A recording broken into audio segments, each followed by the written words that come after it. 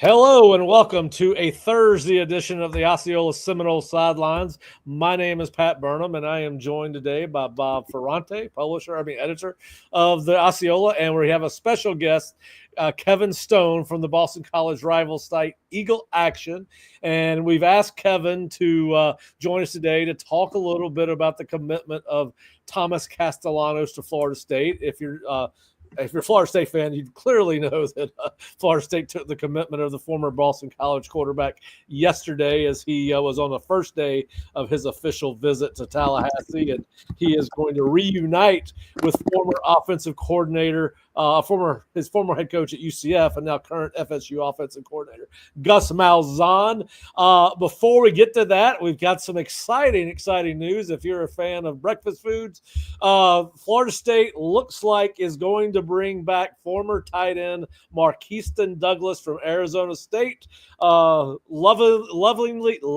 known as Biscuit. So it looks like Biscuit is back for Florida State. And listen, that is a big move for Florida State, who currently only has one scholarship tight end, if you are counting Amari Williams moving to the defensive side of the ball. And so you've got a blocking tight end back in the fold, and Florida State definitely needs that. So it looks like Biscuit is back, and so we got some breaking news on that front. It looks like he just tweeted that out moments before we started our show, and our guys are working to confirm it and make sure that I am indeed reading the tea leaves right. All right, so let's get back to Marqueston. Let's get back to Thomas Castellanos. All right, so what we're seeing a lot of on our boards on social media is that you're either a huge fan of this move or you're not a fan at all. So most of the stuff, I think negative stuff, is coming from how he ended his career at Boston College, and we're going to get into that. But I'm not set in stone on where I sit with the Thomas Castellanos edition. I think I am like most coaches. I am enamored with his athletic ability and his ability to make plays with his feet. He is an electric player. He is what I call a poor man's Kyler Murray. He can run, and he's got the lateral movement, foot speed, ability to make people miss, can disappear behind big guys, can make plays that most guys cannot make with their feet. Now, he is no Kyler Murray when it comes to throwing the ball. He does struggle there. Kyler Murray has elite arm strength, and obviously, you've seen Thomas, it's like 50% completion percentage last year. As I talk about all the time, if you're below 60 in today's offense, you're struggling as a passer.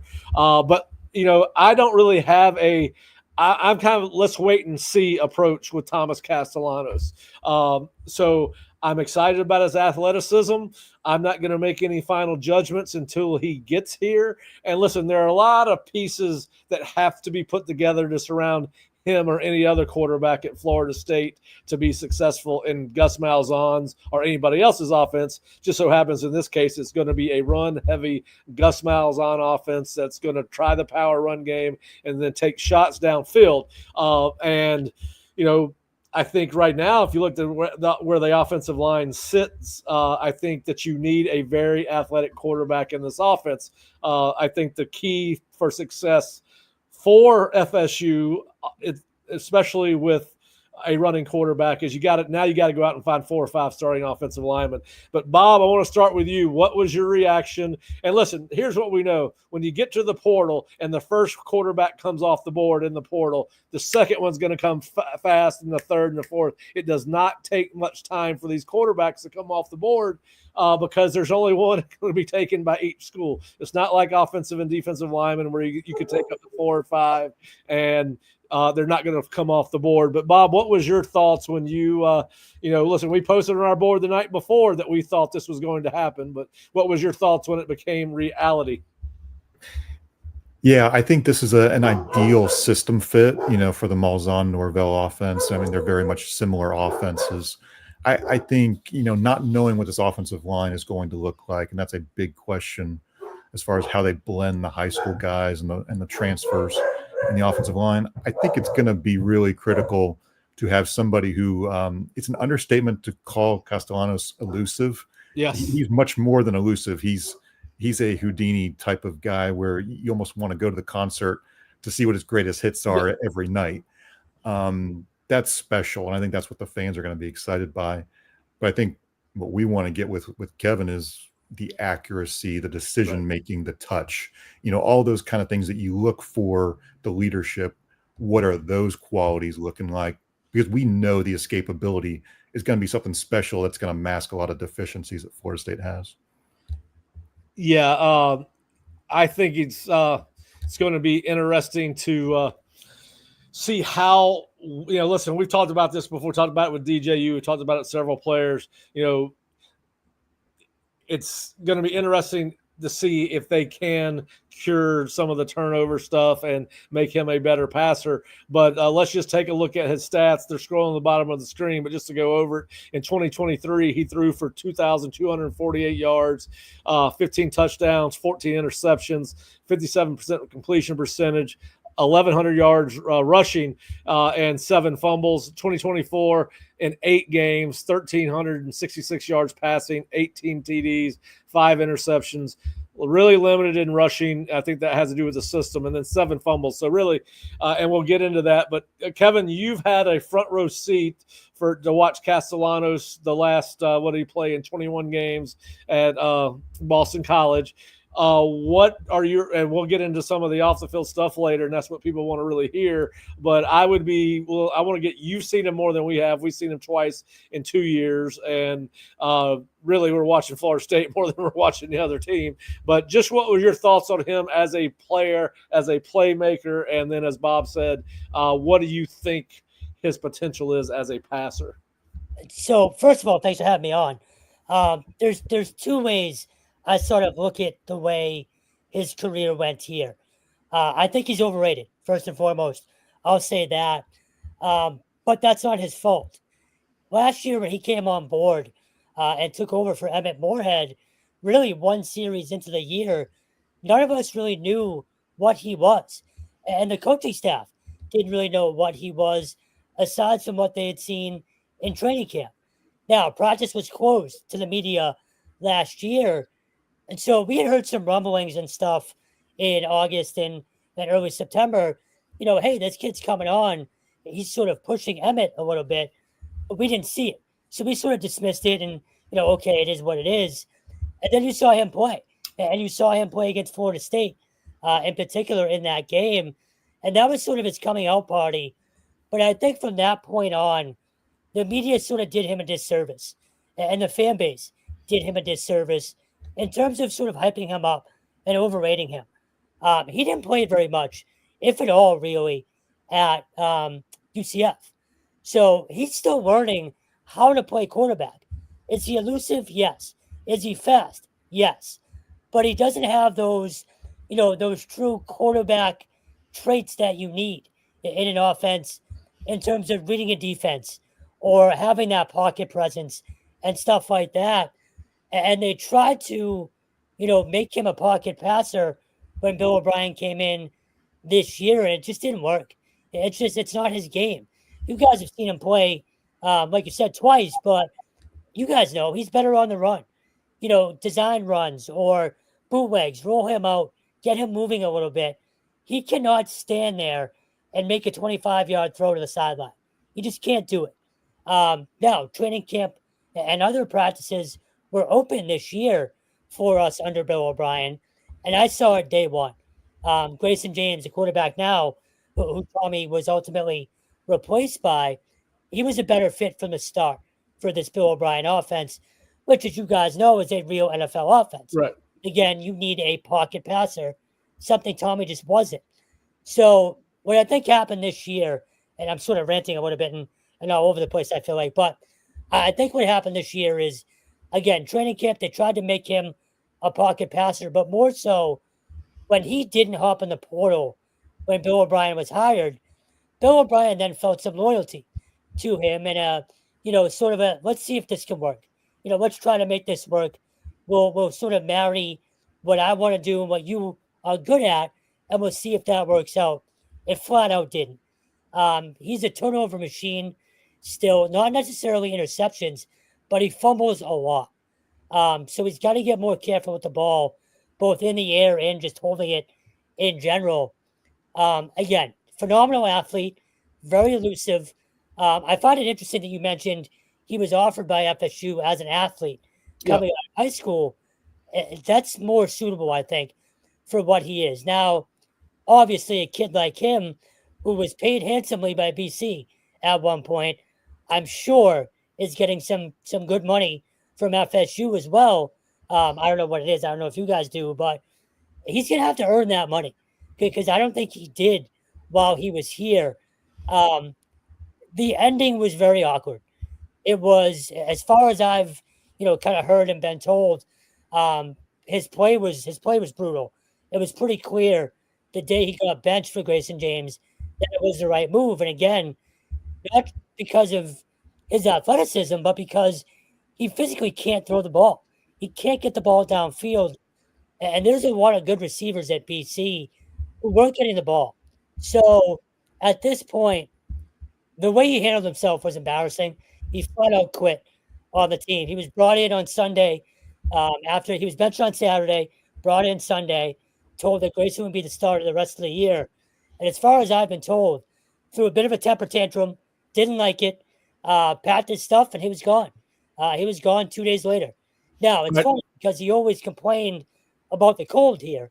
So the first time that he could go, he was gone. And so that wasn't necessarily surprising. What's surprising is the fact that he was a captain and handled himself the way he did. Embarrassing, flat out embarrassing to handle yourself that way. However, he's 19, 20 years old. Who knows what he's getting for advice? So I didn't want to completely crap on, a college kid, but the way he handled it was brutal. Again, I think he's overrated as a quarterback. I'd like to see him as a slot guy or, something like that. But who knows? Maybe the FSU offense can, find a way to work things around him and fix the lack of accuracy. I'm not sure how you fix the arm strength. He is what he is. Yep. But again, just as a quarterback, and this isn't sour grapes or, again, I don't want to rip a 20-year-old. I just never thought he was that good. In fact, on Eagle Action, on our message boards from the first day of camp on, I was getting roasted throughout the season for even suggesting that he might not be the guy. So Bill O'Brien saw it early, but I think he felt some loyalty to Tommy, wanted to try to make it work, and it just didn't work. All right. Well, you mentioned one of the things you mentioned is interesting to me is he was named a captain. Typically, most colleges allow their captains to be selected by their teammates. Yep. So he was. What was his relationship before? What was it? I guess over the course of 2 years, to the extent that obviously practices were closed, but you were there for games. What was your impression of how he interacted with his teammates and how it came to fruition that they had enough respect for him to name him captain? Or do you think that was one of those things where they knew he was such a special athlete that that's the reason they tagged him captain and he's your best athlete on your team and is your quarterback? How do you explain that dichotomy? I think that second part is exactly what it is. It's a starting quarterback, and as far as everybody on the team knew, he was going to be the guy all year. So you throw him a bone a little bit. But having said that, from everything we saw and heard, he was a good teammate, right, which makes the way he left so odd. But again, as you said, usually guys vote for them, and it was a team vote. He was one of, I believe, 5 captains, maybe 6. I can't think off the top of my head.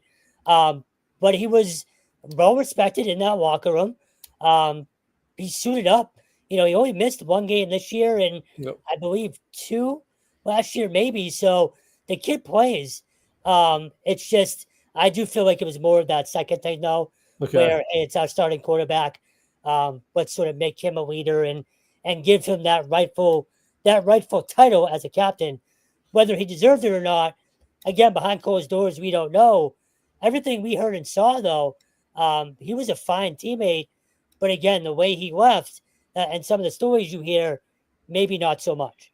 Now, obviously the turnovers are an issue, and, you see the guy's athleticism, and every coach in America thinks, hey, I'm the guy that can fix him. And, we saw that with DJU. We've seen it with other players. You see it all over the country. You take a player from somewhere that struggled, and there's another coach that always thinks, well, hey, I got the answer to this. I can reach the kid, this, that, and the other. So we do have a fair question.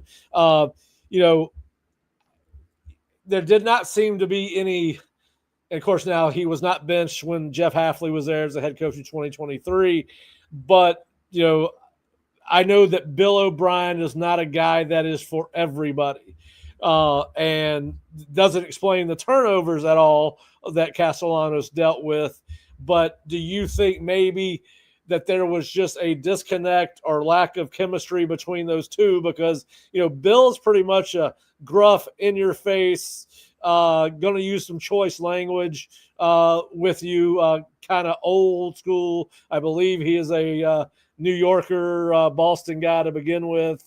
He kind of reminds me of a guy I worked for a year, Bill Polian, who was an Irishman from the Bronx and was in your face, and you might not like the way he talked to you, but you just had to ignore the adjective. So was any of this, you think, was it kind of more of a relationship that continued to deteriorate as the season went along? 100%.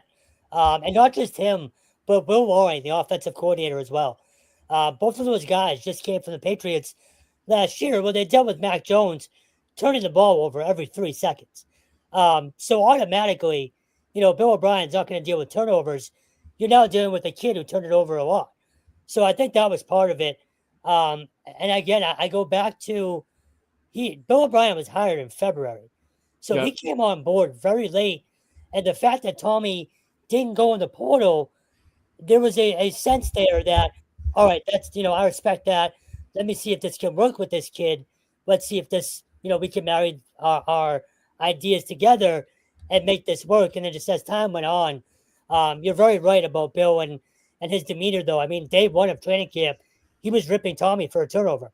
I'll never forget it. It was as clear as day. It was echoing throughout the field house. The term teapot for Bill O'Brien is very, very real. And again, this day and age, some kids might not take that coaching very well. Now, who knows if that's part of the reason why Tommy found it so easy to leave. But I do think there was a sense of both Bill O'Brien and Will Loring, and even to an extent, quarterback coach Jonathan DiBiaso, who's also a local guy like Coach O'Brien. They were hard on Tommy, and rightfully so. So in this day and age where, hard coaching on younger kids doesn't seem to fly in many places, I do think that was a big issue. Yeah, I'm not sure how that'll work. I've never seen Gus Malzahn coach in person, so I have no idea what his coaching style is. I think Mike is an in-your-face guy to some extent, but not quite like Bill O'Brien. Of course, Bill is a big man, so coming from a bigger guy, it's a little bit different, even though the words are the same. But so it'll be interesting. Now, I guess you had mentioned the fact that obviously you felt like he was well respected as a teammate while he was on the team. What kind of reaction did the team have when all this went down? The November 12th, I believe, is when all the drama started there in Boston. But what did they feel like? Did they have any ill will, or were they frustrated with the fact that he left them, or did they feel like that maybe O'Brien going to the second team quarterback was the way to go for the betterment of their season? So it's funny. I think a little bit of both. Well, Grayson James, like, as I said, he was the better quarterback in training camp, and the team saw it. And I think if I could speak, Bill O'Brien saw it. Grayson James got hurt in training camp. I honestly believe, and this is just me, I truly believe they might have made that move to start the year if Grayson was healthy. Okay. So the team has had full confidence in Grayson James since he came over from in the portal as well last year, since day one. Again, if you just watch him in this offense, it was very, very clear that he was the better fit. So in terms of their reaction, it's funny. The day after it was announced, we talked to some players, and it was one of those things where guys were like, look, we don't hate Tommy. Like, he's just taking a couple days away.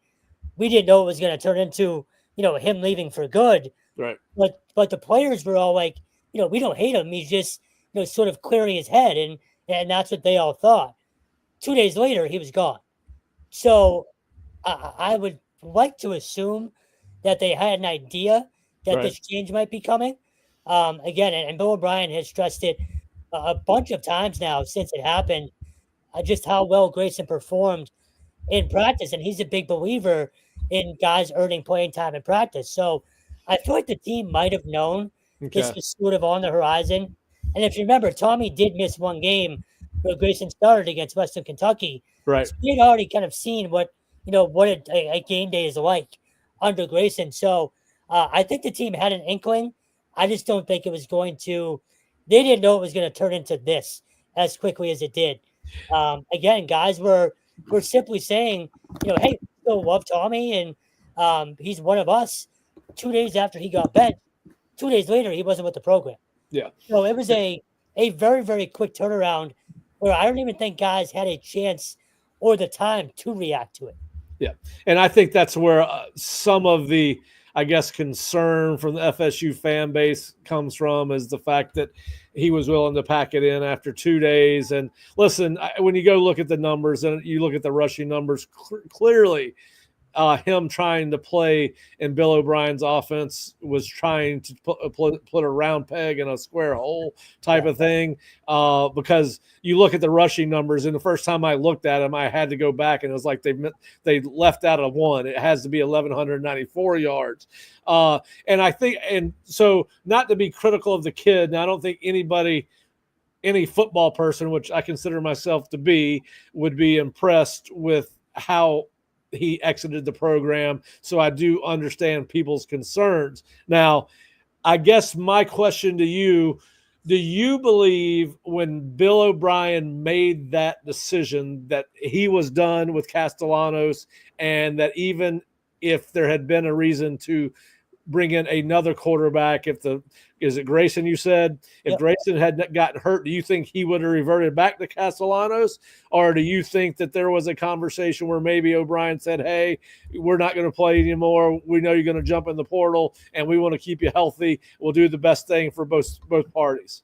No, I think it caught everybody off guard. Okay. I really believe they figured he would be a good teammate, say, all right, I'll be the backup for the next, I think there was only 3 games left at the time, either 3 or 4.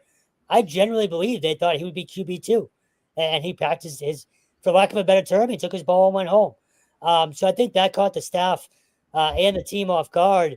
Although I will say the day it was officially announced on that Monday, after Bill had told both quarterbacks on Sunday, he did say, well, Tommy didn't really like it that much. He's taking some time off. So I think they might have had an inkling right there of what was to come. But I think on that Sunday, or even to back up, on that Saturday, when you pull him, that Sunday, I think Bill O'Brien sat down with both of them, assuming you're going to have both of these guys still in the room, and you didn't. So I think you would have went right back to him if Grayson had gone down or played poorly. Again, it just, the way he left was stunning to everybody.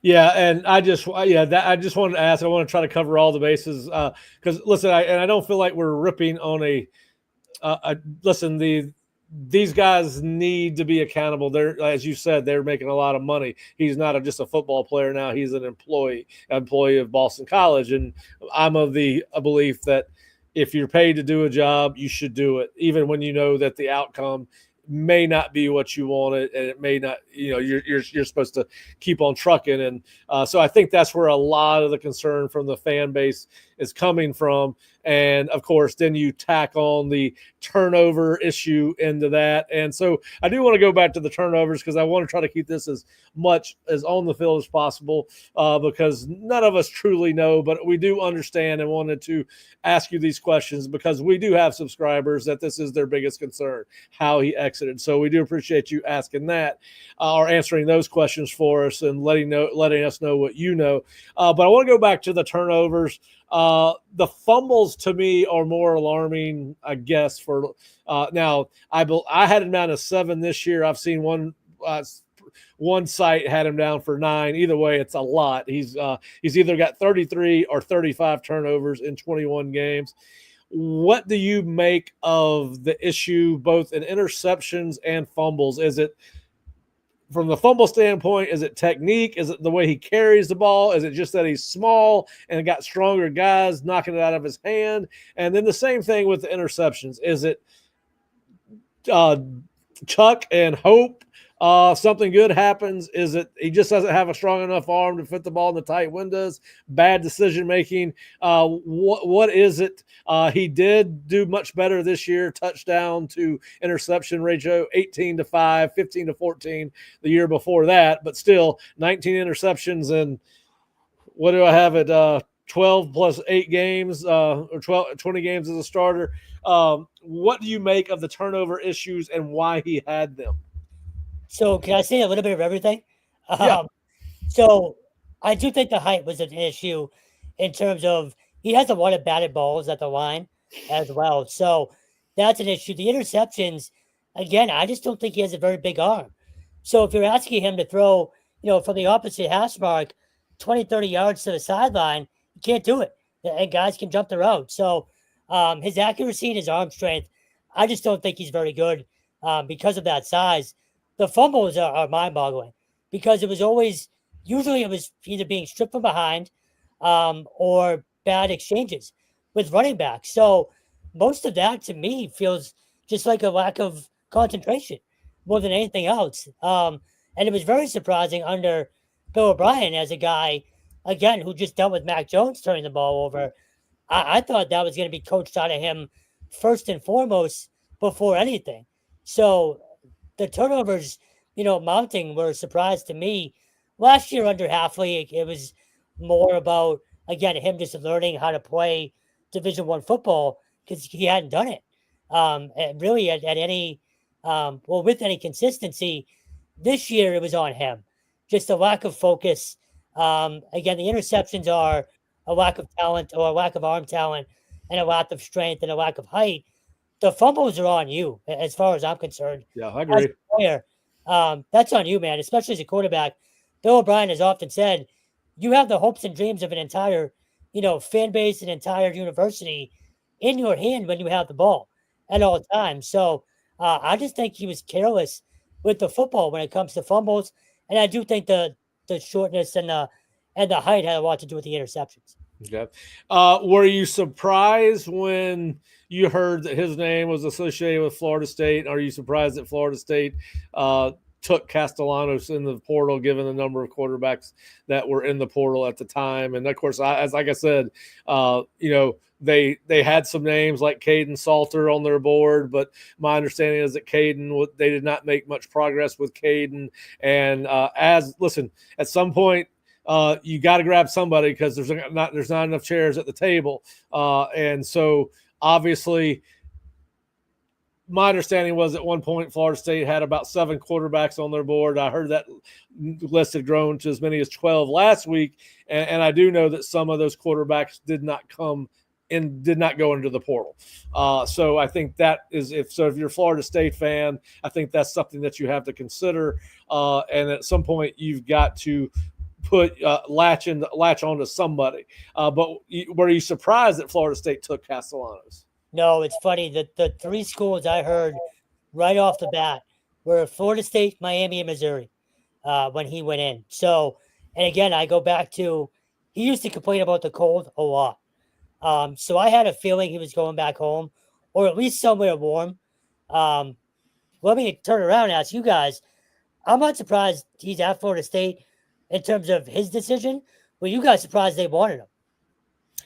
I'm not surprised because I think, as I said earlier when we first started the show, I think everybody is enamored with his athleticism. Yeah. I also think when you go look at Mike's run here at Florida State, his biggest success came with an unbelievable athlete at quarterback that could cover up a lot of things. He could extend the pocket. He could flip the field, take it to the house. From before we started, I was just watching his 88-yard touchdown run against, I believe, Pitt. And you watch Jordan Travis and what he was. There are some guys where you take the good with the bad because, and you gotta, as I said on our board, he is an electric athlete with the ball in his hands. The problem he's got is he shocks his team more than he does the opponent. And I do think I've talked about that. Listen, I come from a family of coaches. I've been around coaches my whole life. I don't know a coach that doesn't think he blew up the first football with air. They all think they are the solution to the problem for any one individual player, by and large. And so I also think another reason that they took Castellanos, and there's going to be some people that disagree with me because they're going to say, oh, this is Norvell's offense or similar to Norvell's offense. And, Gus is not helping me much because he came in yesterday and said they were virtually the same, even the language. But I do think it's one less guy that has to learn the nuances of Gus's offense. And it's the most important guy as far as the nuances of Gus's offense. So and it's kind of like when the whole coaching change happened at Florida State, and we had this debate as a staff. I said, if Mike, when it comes time to pull the trigger, particularly on the offensive side of the ball, it's going to be somebody that he knows and trusts. And I think that's exactly how it played out with Gus Malzahn ending up at Florida State. Mike was not going to give up control of his offense to somebody he did not know. And so he brings in Gus. Now, whether other people, we know that he's familiar with Brendan Marion from UNLV. He was his coach. There was some talk that he would end up here. So I think that there is some things that you can – I think that is one of the reasons once Gus got here and it knew it was going to be a run-heavy offense. And I know that as recently as Sunday night that they told Luke Krummenhoek that, the philosophy of the offense was going to be run-heavy, take shots downfield. And you can do that with a kid like Castellanos. Now you're going to have to get him out half pocket. But I do think there was a familiarity factor there where he's used to the terminology, he's used to the offense, and they can work on cutting down on his turnovers. They can try to find a way to make him successful in the passing game because Gus and Mike's passing game is different than Bill O'Brien's, which is pure drop back with a little play action off of it and some boot. But, Florida State's going to boot him more. It's going to be more play action offense. But I do think the familiarity there led me to believe that he was always going to be in this near the top of the board. Now, my understanding – at least early on in this conversation with the transfer quarterbacks, is that they preferred Salter from Liberty.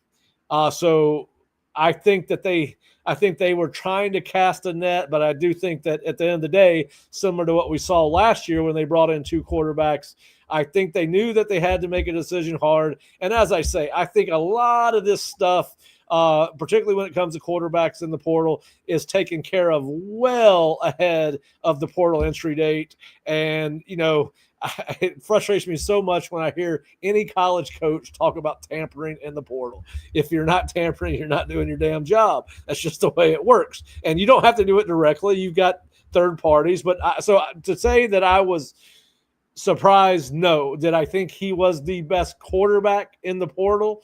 No, but I don't know what kind of legitimate shot they had to grab some of the other guys on their board. And I go back and reiterate this. I don't think all the guys on their board have entered the portal yet or are going to enter the portal. Because my understanding was like a kid at Rocco Becht at Iowa State. I understood that they had interest in Rocco, but obviously Rocco re-upped with Iowa State. So, no, I'm not surprised. Bob, what about you?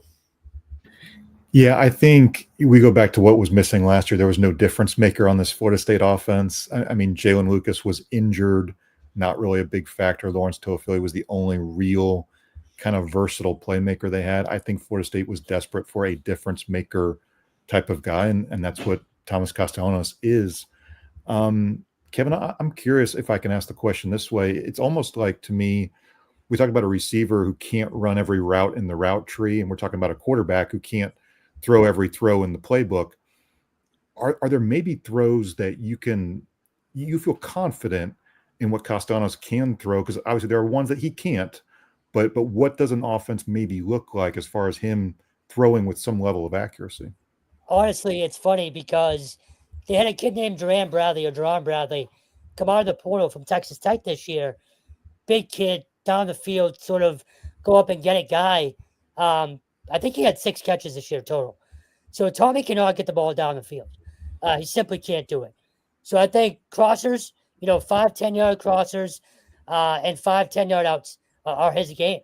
Again, the 20, 25, 30-yard out, throwing from one hash mark to the other side of the field, he can't do. He simply can't do it. Now, maybe under Florida State, he hits some magical weight training program and his arm gets exponentially better. I just think he's more of a runner than anything else. I've said this for 2 years now. He is a runner who happens to play quarterback. Can he make some throws? Sure. At times he'll have, a great, series or two where he's dinking and dunking down the field and fitting into tight windows, but those windows are only 5 and 10 yards downfield.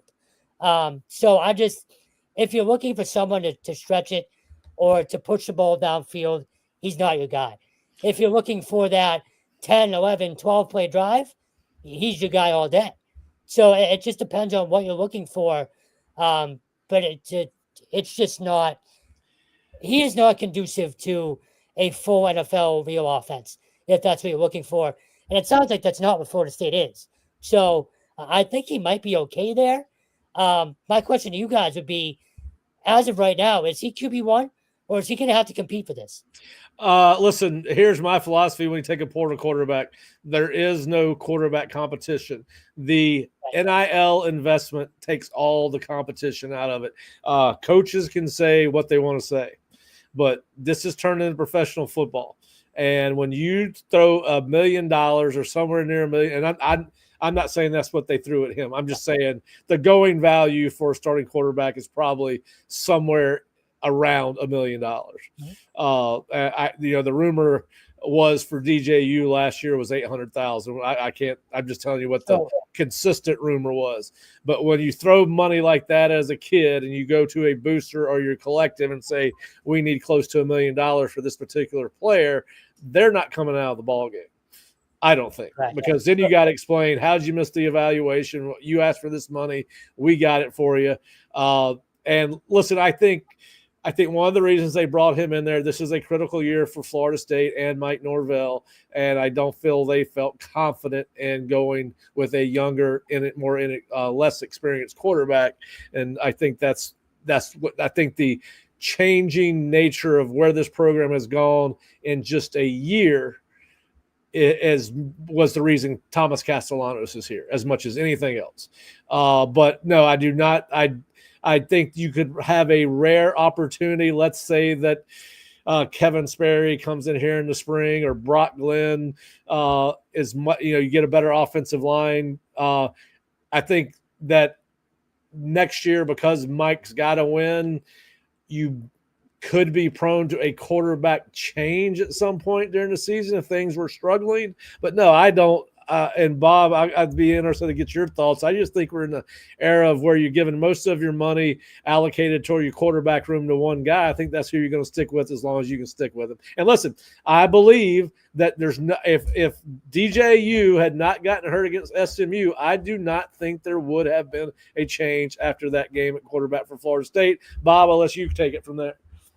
The only thing I'd add on is if this offense is going to be predicated on the quarterback run and there's going to be injuries, there's going to be a need for a QB2 to be very available and not a significant drop off. This is the NFL analogy of your most valuable or your team's asset needs to be having that backup quarterback to be there when needed. So that could be a Brock Glenn, that could be a Kevin Sperry, it could be Trevor Jackson. We don't know. We have to see what it looks like in the spring, with this Norvell Malzahn offense. So it's funny, just to kind of piggyback off of that. I think that's one of the things that hurt Tommy the most, because the number we had heard was $400K in a car for him to stay last year. I don't know if that's true, but to your point, he didn't have to compete for the job. Now, Bill O'Brien can sell competition in training camp, and any former NFL coach is going to sell, hey, everything is open.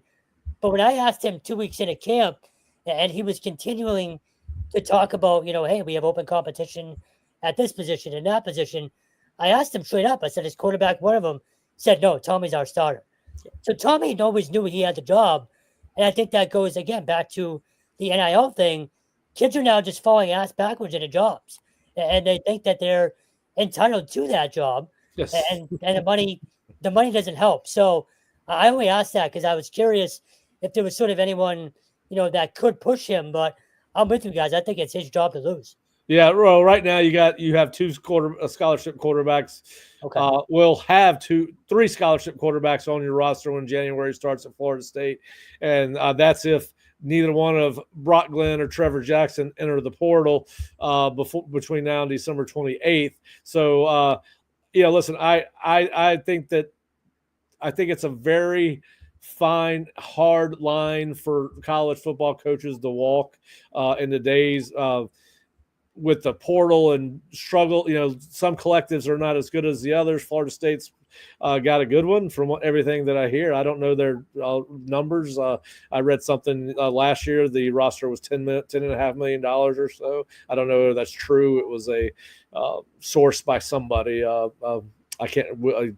He's one of the Bussin' boys, Will Compton, I think's his name.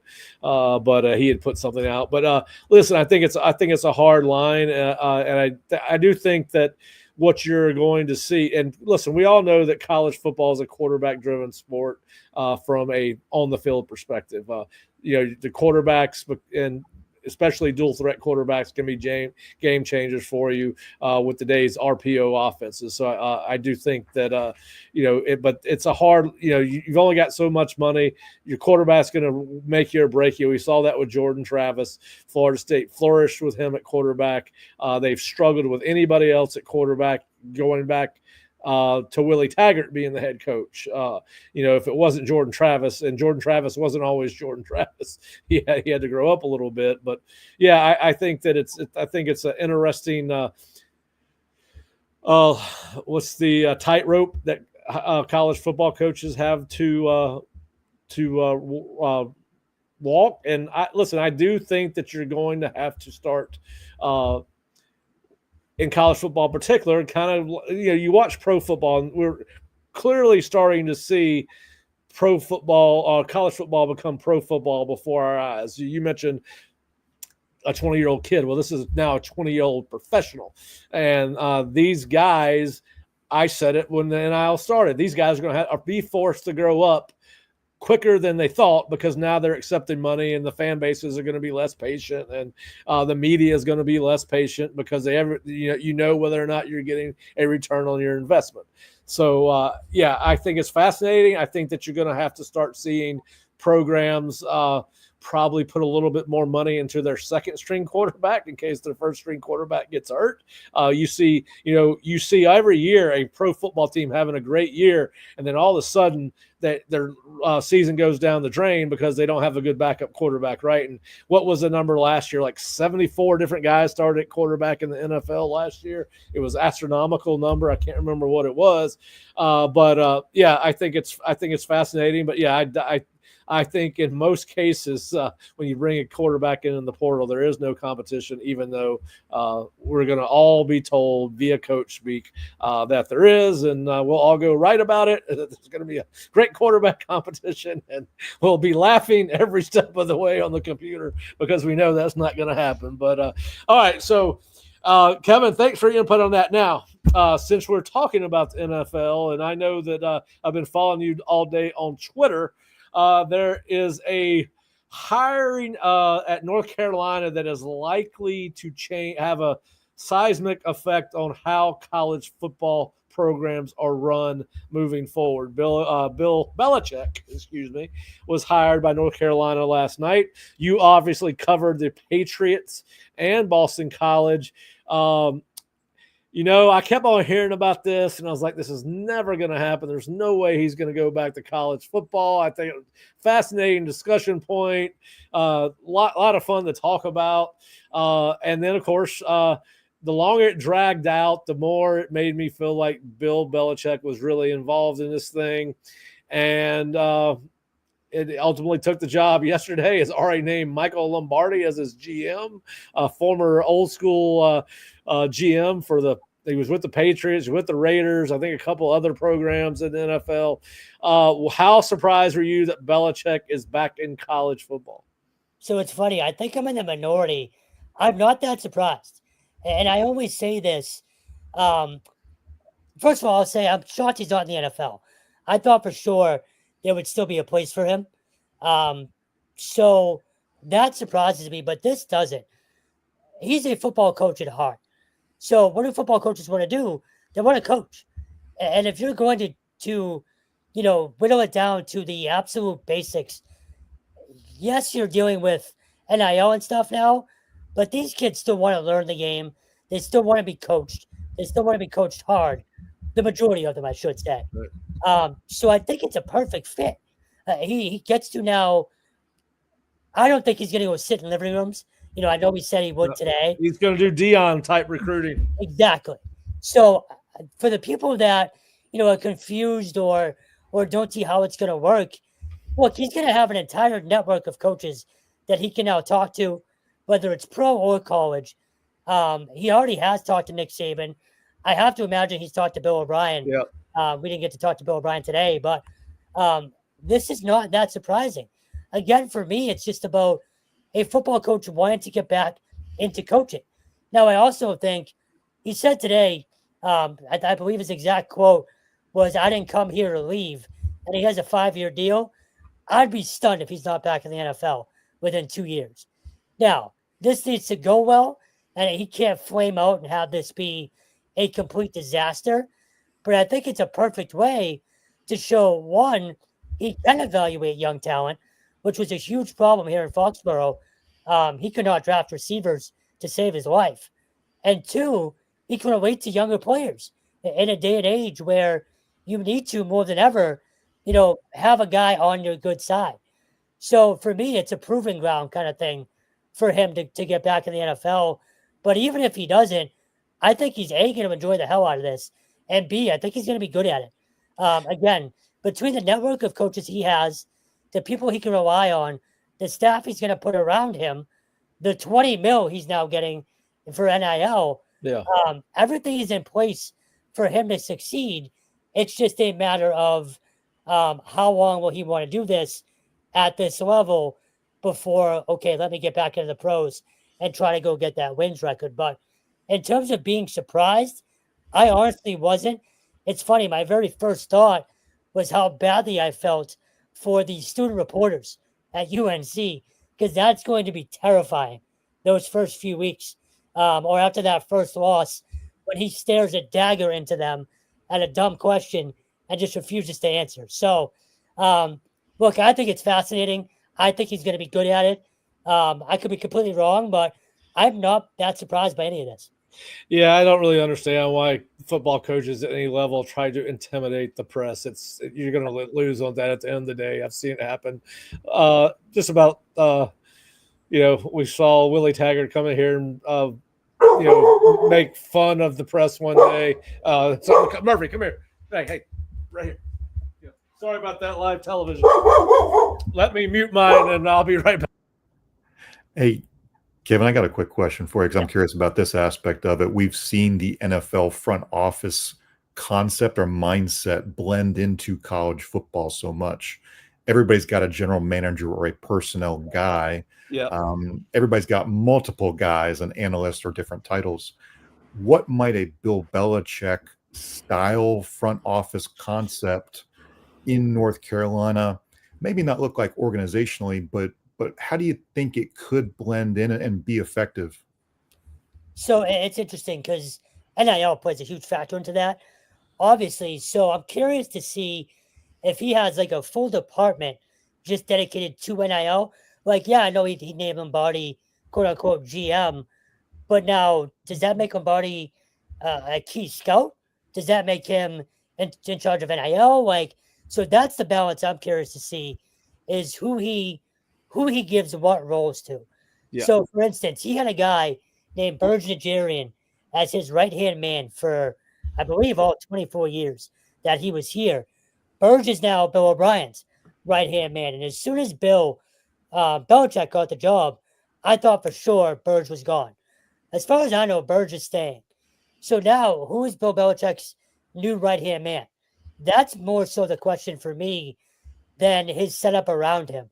It's who is setting up his meetings, who is setting up his calls. He needs that one guy, or I guess a few guys, to do a lot of the little stuff that college coaches now need to do. Go meet with the boosters. Go schmooze with a few parents here and there. He's gonna need. That's not gonna be him. No. So I'm more curious about that. In terms of the structure, I think Lombardi's gonna have a lot of power. I think he's gonna be in control of a ton of stuff, including recruiting, including NIL. But I think ultimately, overall, you'll see Bill delegate a lot. Because again, I go back to he's a football coach who wants to coach football. Right. That's why Jeff Hafley left here. Now, he was also having a terrible time here. It was probably getting canned after the season, but he talked about it a number of times. He just wanted to coach football. And as a college coach, you can't do that. You're doing a whole bunch of other stuff. So for me, I think his structure is going to be more about delegating responsibility than it is, having the right guy, for lack of a better term, having the right guy at certain spots. You know what I mean? Like, as long as he has people that can tell him, okay, you need to do this at this time and this at that time, I think he'll be okay. The structure itself, I feel like Lombardi is going to take over a ton of the other stuff. Yeah, I think it's going to be fascinating because I understand is what he's basically going to take recruiting, scouting, his grand scheme would come off the on-field coach's plate. And I know at one time, and I don't know where it is in the legislation, I know there's proposed legislation that college football programs would be allowed to have scouting departments, and their scouting departments would be able to go on the road and go to high school games. And I'm assuming a part of that legislation would also be to be active recruiters, go on campus, meet with the coaches, meet with the players, meet with the parents. So I do think that there's a chance that I do think he will have a scouting department that will run like a pro scouting department, and that his GM or whoever, if his GM is not the head of player personnel, if Lombardi hires somebody to help him with the player personnel, or Belichick does, I do think those guys will be doing the evaluations. And I do think that, and we've already seen Dion do this on a smaller scale, right? And it's worked for Dion quickly in 2 years, and boy, did I have that called wrong. But I'm willing to say when I'm wrong. I'm certainly wrong this year on Dion and a couple other things. Anyway, yeah. So I think it's going to be fascinating to see what he implements and how, and if he's successful, how quickly others around college football go to trying to replicate his model. And we already know that the sport is going that way anyway.